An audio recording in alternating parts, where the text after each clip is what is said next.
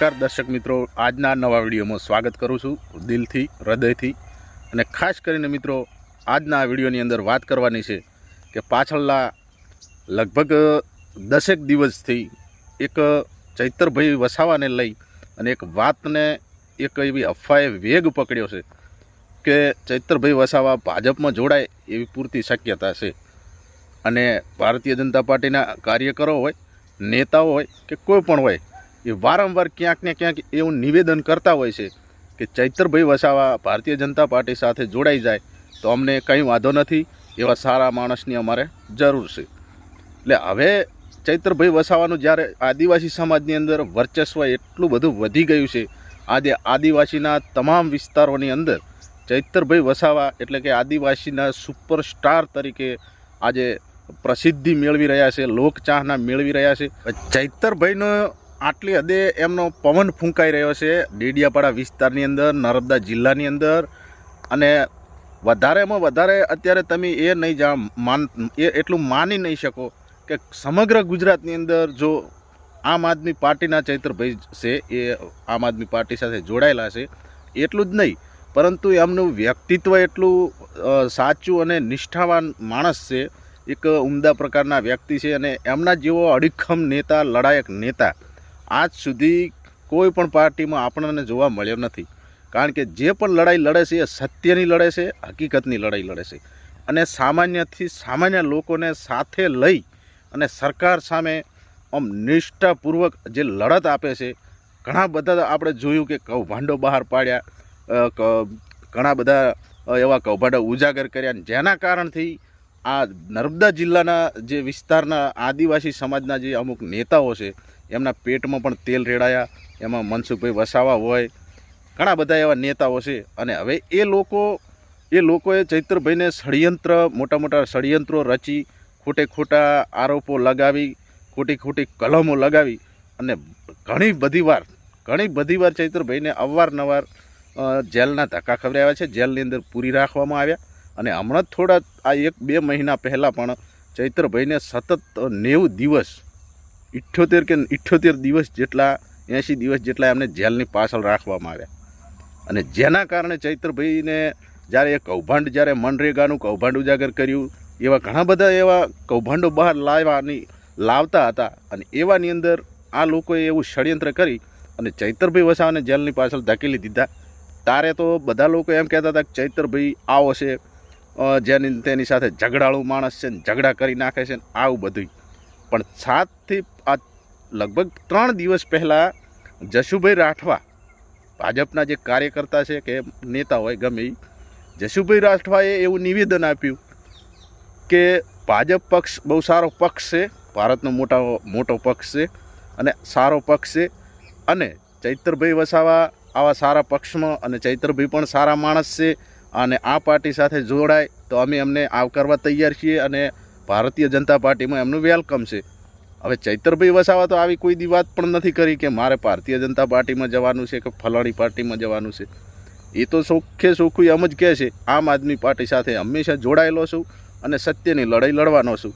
એમના આદિવાસી વિસ્તારના જે પણ સામાન્ય લોકો હોય, ગરીબ લોકો હોય, એમના શિક્ષણ માટે લડવાના છે, રોડ રસ્તાઓ માટે લડવાના છે, એમના સારા ઘર બનાવીને આપે સરકાર એટલા માટે પણ લડત આપવાના છે। અને ધીરે ધીરે અત્યારે આપણે જોઈ રહ્યા છીએ કે આમ આદમી પાર્ટીનું પ્રભુત્વ ધીરે ધીરે એટલી હદે આગળ વધી રહ્યું છે। એની અંદર મોસ્ટમાં મોસ્ટ નર્મદા જિલ્લાથી ચૈતરભાઈ વસાવા માની લો કે મોસ્ટ આમ આદમી પાર્ટીનો અત્યારે ગુજરાતની અંદર હીરો કહેવામાં આવે તો આદિવાસીના સુપરસ્ટાર સાથે આમ આદમી પાર્ટીના એક લડાયક નેતા, સત્યની લડાઈ લડતા નેતા એટલે કે ચૈતરભાઈ વસાવા।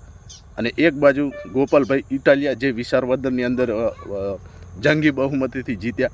એટલે એટલી હદે ગુજરાતની અંદર ભાજપવાળા એટલી હદે ડર માહોલ પેદા થઈ ગયો છે, ડરનો, કે ક્યાંક ને ક્યાંક આટલા અનેક વિસ્તારોની અંદરથી ભાજપનું નામ નિશાન ખતમ થવાનું છે। એટલે હમણાં આપણે જોયું કે 31 ઓક્ટોબરના રોજ કેવડિયા ખાતે જે સરદાર વલ્લભભાઈ પટેલનું જે જન્મ જયંતિનું હતું એમાં લોકાર્પણ કર્યું ને હમણાં જ મોદી સાહેબ ત્યાં આગળ કાર્યક્રમ કરીને ગયા। અને ટૂંક જ સમયની અંદર ફરી પાછું તમે જુઓ કે આ 15 દિવસની અંદર ફરી પાછું અત્યારે ડેડિયાપાડા વિસ્તાર ખાતે અત્યારે એટલી બધી તડામાર તૈયારીઓ ચાલી રહી છે, કરોડો રૂપિયાનો ખર્ચો 15 દિવસની અંદર ફરીવાર નરેન્દ્રભાઈ મોદીને ત્યાં લાવવામાં આવવાની આ ભારતીય જનતા પાર્ટીવાળા કોશિશ કરી રહ્યા છે.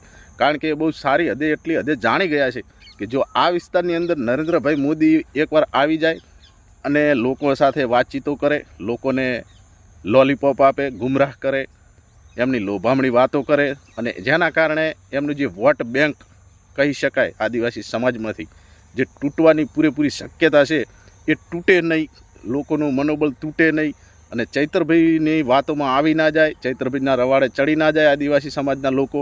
એટલા માટે થઈને જ ખાસ કરીને આજે બિરસા મુંડા ભગવાનની જે જન્મ જયંતિ છે 15મી નવેમ્બરના રોજ, ત્યારે એ દિવસે નરેન્દ્રભાઈ મોદી દ્વારા એક મોટો ત્યાં આગળ એમને કાર્યક્રમ કરાવવામાં આવશે.